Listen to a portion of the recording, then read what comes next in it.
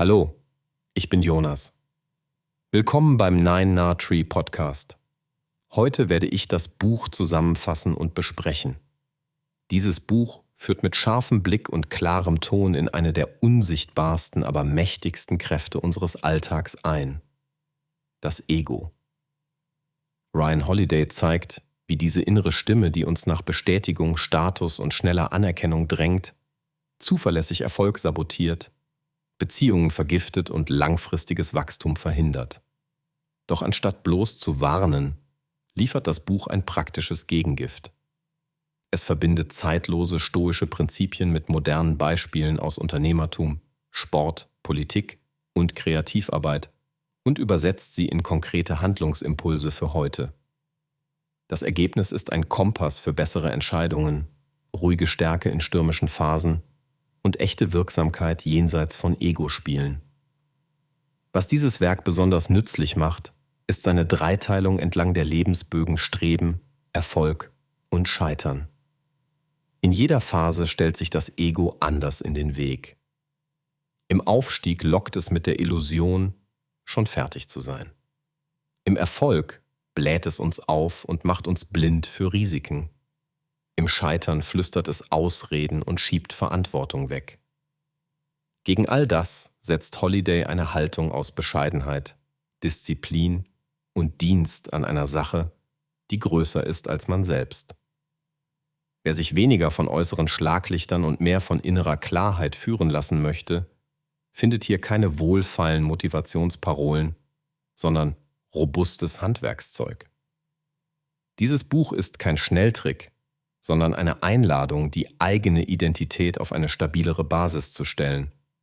Und genau deshalb bleibt sein Nutzen, lange nachdem der Applaus verklungen ist. Ich werde Ihnen die wichtigsten Erkenntnisse aus diesem Buch mitteilen. Erstens, was Ego wirklich ist und warum es uns entgleisen lässt. Das Wort Ego wird oft mit gesundem Selbstvertrauen verwechselt. Ryan Holiday trennt beides sauber. Selbstvertrauen basiert auf Kompetenz, gelebter Erfahrung und dem Wissen um die eigenen Grenzen. Ego hingegen ist ein aufgeblähter Selbstentwurf, der Anerkennung erzwingen will, schneller reden als handeln lässt und jede Kritik als Angriff versteht. Ego liebt die Bühne, meidet den Prozess und verwechselt Potenzial mit Leistung. Genau darin liegt die Gefahr. Wer anfängt, sich mit dem Bild von sich selbst zu identifizieren, wird blind für die Wirklichkeit. Man hört auf, ernsthaft zu lernen, prüft keine Annahmen mehr und selektiert Informationen so, dass sie die eigene Größe bestätigen. Das Ego betreibt eine Art inneres Marketing, das uns kurzfristig gut fühlen lässt, aber langfristig die Substanz verzehrt. Das Buch macht deutlich, dass Ego in jeder Lebensphase eine andere Maske trägt. Beim Start kann es sich als inspirierte Vision tarnen, die eigentlich nur Eitelkeit füttert. Im Erfolg verkleidet es sich als berechtigte Ausnahme, die angeblich über Regeln steht. In Krisen tritt es als Opferhaltung auf, die Verantwortung delegiert, statt sie zu übernehmen. Dieses Verständnis ist wichtig, weil man einen Gegner nur schlagen kann, wenn man ihn erkennt. Holiday zeigt, wie Ego die Lernschleife kappt. Wer sich sicher ist, bereits zu wissen, stellt keine Fragen. Wer Angst hat, klein zu wirken, bittet nicht um Feedback. Wer glaubt, alles zu verdienen, macht Versäumnisse zu Schicksal und beraubt sich der Chance, Ursachen zu beheben. Der Autor betont, dass Ego nicht mit Willenskraft allein verschwindet. Es braucht Strukturen, Rituale und soziale Kontexte, die Demut und Realitätssinn fördern. Dazu gehören Faktenchecks, das bewusste Suchen nach Gegenargumenten, das Festhalten an Standards und das Einüben stiller Arbeit ohne sofortige Belohnung. In Summe entsteht ein modernes psychologisches Porträt des Ego als innerer Störsender, der uns rauscht, wenn wir Klarheit brauchen, der uns treibt, wenn Ruhe angemessen wäre und der uns bremst, wenn Mut gefordert ist. Wer dies erkennt, kann sein Handeln wieder am Ergebnis orientieren, nicht am Eindruck. Zweitens, Streben ohne Selbsttäuschung. Lernen, dienen, liefern. Die Anfangsphase jeder Laufbahn ist geprägt von Hoffnung, Ambition und einem brennenden Drang voranzukommen. Hier setzt das Buch an und entlarvt die Subtilität des Ego im frühen Stadium. Es lässt uns vom Gipfel sprechen, bevor wir den ersten Hang gesehen haben. Es trägt uns dazu, Erfolge zu inszenieren, statt Fähigkeiten zu entwickeln. Und es verführt zu der Abkürzung, den Schein dem Sein vorzuziehen. Holiday hält dagegen. Der sicherste Weg nach oben führt über die Rolle des Lernenden. Wer bereit ist, lange Lehrjahre zu akzeptieren, Praktika zu nutzen, vermeintlich kleine Aufgaben ernst zu nehmen und mit Geduld Substanz aufzubauen, sammelt das Kapital, das später trägt. Statt um Aufmerksamkeit zu kämpfen, soll man um Gelegenheit kämpfen. Gelegenheit, an anspruchsvollen Problemen mitzuarbeiten, Fehler zu machen und daraus zu lernen, sowie an der Seite starker Vorbilder zu stehen. Ein zentraler Gedanke ist der Dienstgedanke. Nicht, was bekomme ich hier, sondern wobei kann ich helfen? Diese Haltung öffnet Türen, weil sie Vertrauen schafft und Verantwortung anzieht. Sie verlagert die Motivation von der Bühne auf das Werk. Das Buch empfiehlt, Output statt Status zu messen. Geschriebene Seiten, gelöste Tickets, getestete Hypothesen, lernbare Iterationen. So entsteht eine Feedback-Kultur, die Ego wenig Angriffsfläche bietet. Auch Sprache und Auftreten werden thematisiert. Prahlen, über Networking statt über Beiträge sprechen, früh nach Titeln zu verlangen, all das sind Ego-Symptome. Besser ist, über Probleme, Lösungen und Lernfortschritte zu reden. Wer fragt, gewinnt. Wer zuhört, sieht mehr. Wer mitschreibt, denkt präziser.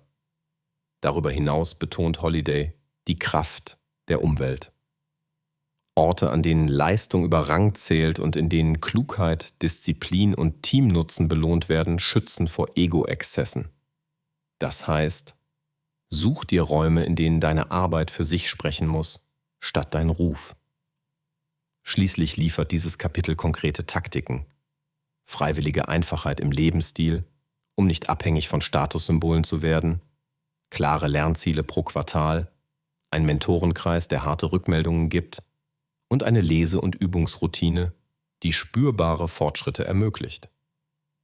Der Tenor: Langsam ist schnell und die beste Selbstvermarktung ist ein Werk, das funktioniert.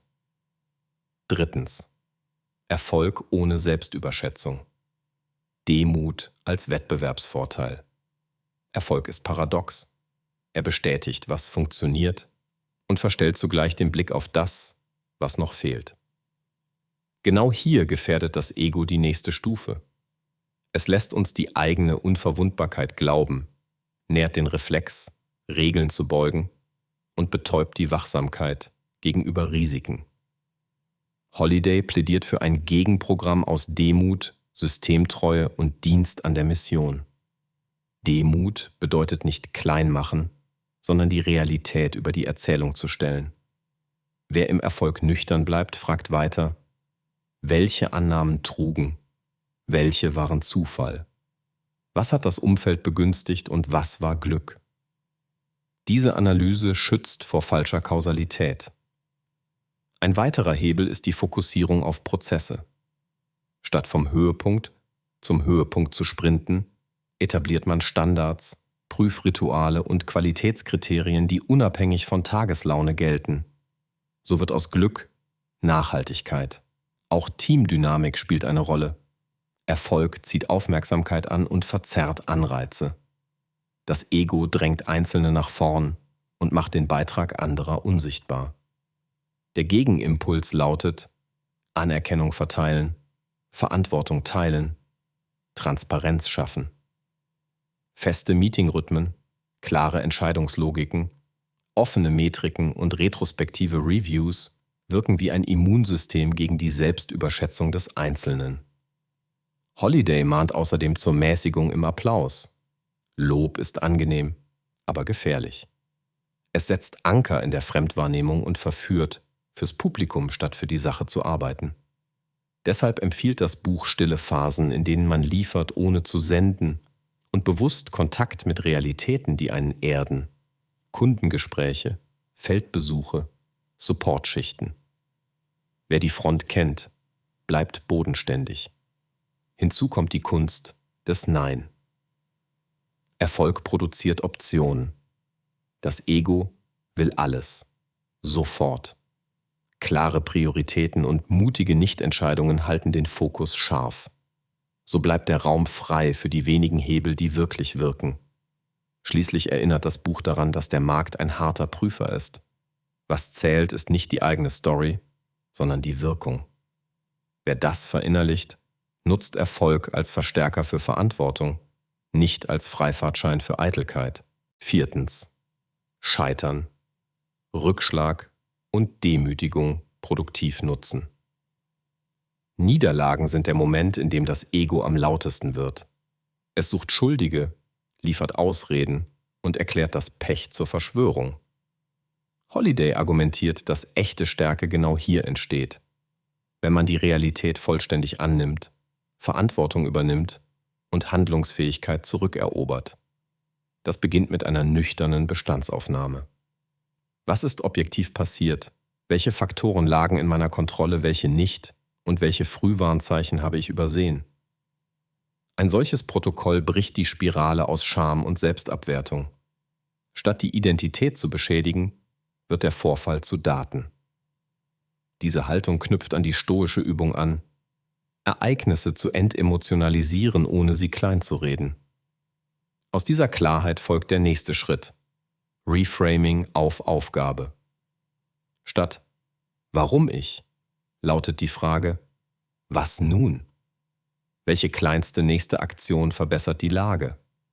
Ein Telefonat, ein Prototyp, ein Termin beim Kunden, eine Lektion dokumentieren. Das Ego liebt das Drama, der Profi liebt den Fortschritt. Holiday empfiehlt konkrete Werkzeuge, um die Lerngewinne zu sichern.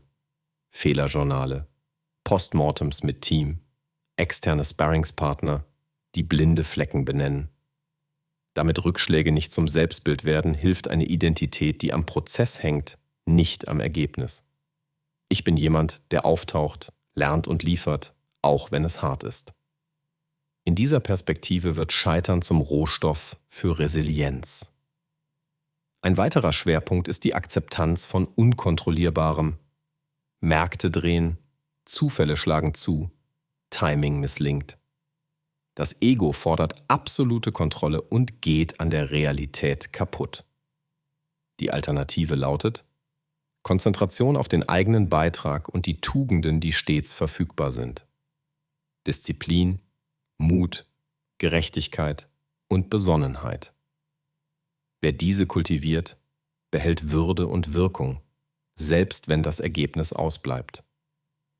Holiday zeigt, wie aus Demütigung Demut wachsen kann, die nicht bricht, sondern trägt. So wird auch Verlust zum Lehrer. Man verliert Illusionen, gewinnt Klarheit, stärkt Charakter. Am Ende steht kein romantischer Held, sondern ein robusterer Mensch, der beim nächsten Mal besser entscheidet. Schließlich Werkzeugkasten gegen das Ego. Rituale, Routinen, Realitätschecks. Neben Philosophie liefert das Buch einen praktischen Werkzeugkasten, um das Ego im Alltag zu entwaffnen. 1. Das Führen eines Journals. Tägliches Aufschreiben von Beobachtungen, Fehlern, Einsichten und Dankpunkten schärft die Selbstwahrnehmung und entkoppelt Stimmung von Handlung. Wer schreibt, denkt.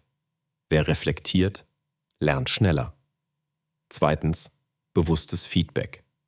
Regelmäßige, strukturierte Rückmeldungen von Menschen, die einen nicht beeindrucken wollen, sondern besser machen. Dazu gehören klare Fragen. Was habe ich übersehen? Wo verhindere ich mit meinem Verhalten Fortschritt? Welche Annahme sollte ich testen? 3. Stoische Übungen. Premeditatio malorum, das gedankliche Vorwegnehmen von Schwierigkeiten, reduziert Überraschungen und macht gelassener. Freiwillige Entbehrung, etwa einige Tage einfacher leben, stärkt Unabhängigkeit von Komfort und Status. Negative Visualisierung schützt vor Anhaftung. 4. Die Regel: Sprechen weniger, liefern mehr. Jede Ankündigung erzeugt Pseudo-Erfolg im Kopf und füttert das Ego. Besser ist, Ergebnisse sprechen zu lassen und Kommunikation auf Inhalte zu fokussieren. 5. Systeme statt Ziele. Ziele können Eitelkeit triggern. Systeme machen Verhalten konsistent. Beispiele sind feste Schreibzeiten, Code-Reviews, Trainingspläne, Kundengespräche pro Woche. 6. Realitätskontakte. Direkter Austausch mit Kunden, Nutzern, Lesern, Patienten oder Bürgern erdet, weil dort Wirkung gemessen wird, nicht Reputation. 7. Der Kreis der Vertrauten. Ein kleines Gremium, das Widerspruch nicht nur erlaubt, sondern erwartet, verhindert blinde Flecken. 8. Die Metrik des Dienens. Nicht, wie oft wurde ich erwähnt, sondern wem habe ich geholfen und wie nachweisbar. Diese Verschiebung lenkt Motivation in produktive Bahnen. 9. Bewusster Umgang mit Erfolgssignalen. Preise, Presse, Likes können als Daten genutzt werden, nicht als Identität. Man dankt, dokumentiert, arbeitet weiter. 10. Unterbrechungsmanagement. Das Ego liebt Reaktivität, Profis schaffen fokussierte Tiefenarbeitsblöcke und schirmen sich von Lärm ab. Zusammengenommen bilden diese Praktiken ein Anti-Ego-System, das nicht auf einmaliger Willenskraft beruht, sondern auf Strukturen, die das richtige Verhalten wahrscheinlicher machen. So wächst stille Souveränität. Weniger Drama, mehr Substanz, weniger Pose, mehr Wirkung. Zusammenfassend: Dieses Buch ist für Menschen, die mehr wollen als kurzfristige Motivation. Unternehmerinnen, Führungskräfte, Kreative, Studierende, Sportlerinnen und alle, die in komplexen Umfeldern Entscheidungen treffen, finden hier eine klare, praktische Schule der Selbstführung. Wer merkt, dass äußere Anerkennung zu stark das innere Erleben bestimmt, wer in Erfolgsphasen leicht abhebt oder in Niederlagen verhärtet, wird von den hier gezeigten Grundsätzen unmittelbar profitieren. Der Nutzen ist dreifach. 1. Mentale Klarheit. Du lernst, Realität über Erzählung zu stellen, sauber zu diagnostizieren und klüger zu handeln. 2. Nachhaltige Leistung. Durch den Fokus auf Prozesse und Standards wird Können wiederholbar und robust. 3. Charakterliche Stärke. Bescheidenheit, Disziplin und Dienst. An einer Sache, die größer ist als du selbst, machen unabhängig von Launen des Marktes und des Publikums. Warum dieses Buch und nicht ein anderes? Es vereint Zeitlosigkeit und Umsetzbarkeit. Die stoische Grundlage gibt dem Denken Stabilität, während moderne Beispiele zeigen, wie die Prinzipien heute funktionieren. Die Struktur entlang der Phasen, Streben, Erfolg und Scheitern macht das Werk anschlussfähig für jede Lebenslage. Du bekommst nicht nur Inspiration, sondern einen Werkzeugkasten mit Routinen, Fragen und Prüfprozessen, die du sofort einsetzen kannst. Zudem ist die Sprache klar, die Ideen sind entromantisiert, die Praxis steht vor dem Pathos. Genau diese Nüchternheit macht das Buch zu einer verlässlichen Referenz, die man immer wieder zur Hand nimmt, wenn Stolz, Angst oder Selbsttäuschung die Sicht verstellen. Wer langfristig wachsen, wirksamer führen und gelassener leben möchte, erhält hier eine Anleitung, das innere Rauschen zu leiser, tragfähiger Stärke zu verwandeln. Der Kauf ist weniger ein Konsumakt als eine Investition in Haltung und Handwerk. Wenn Sie unterstützen möchten, Ryan Holiday, können Sie das Buch über den Amazon-Link kaufen, den ich in der Podcast-Beschreibung angegeben habe. Lassen Sie mich nach dem Lesen des Buches wissen, was Sie davon halten und teilen Sie Ihre Gedanken mit. Bis bald.